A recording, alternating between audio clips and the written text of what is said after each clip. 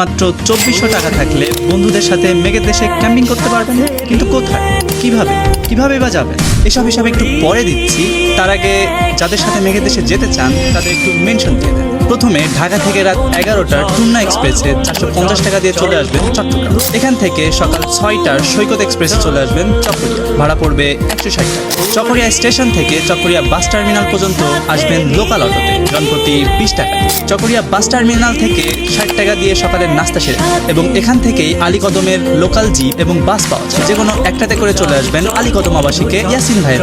মূলত এদের থেকেই জনপ্রতি 800 টাকায় মারায়ন্তঙ্গের প্যাকেজ পেয়ে যাবেন, যেটাতে থাকবে 3 বেলার খাবার, সন্ধ্যার নাস্তা এবং পাহাড়ের উপরে ক্যাম্পিং। এরপর প্যাকেজ নিয়ে চাইলে আমাদের মতো কাছের সৈন্দম ঝর্ণা থেকে ঘুরে আসতে পারেন। এর পরের কাহিনী তো সোজা, আল্লাহর নাম নিয়ে আস্তে আস্তে উঠে পড়বেন মারায়ন্তঙ্গের চূড়ায়। মেন্টাল প্রিপারেশন নিয়ে আসবেন, কারণ পাহাড় ভালোই খারাপ। চাইলে বাইকেও উঠতে পারেন, তবে আমি সবসময় ট্রেকিং সাজেস্ট করি। এরপর পাহাড়ের সূর্যাস্ত, চাঁদের আলোয় প্রতিফলিত মেঘ এবং সূর্যোদয় আপনাকে বিস্মিত করবে, আমি তা হলপ করে বলতে।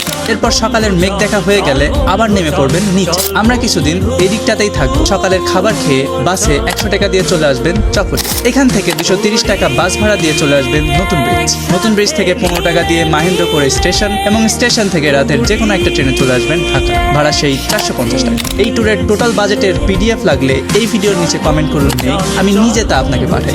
বাকি আমাদেরকে হারিয়ে ফেলতে না চাইলে ব্লু বাটনটাই ক্লিক করতে হবে। আল্লাহ হাফেজ।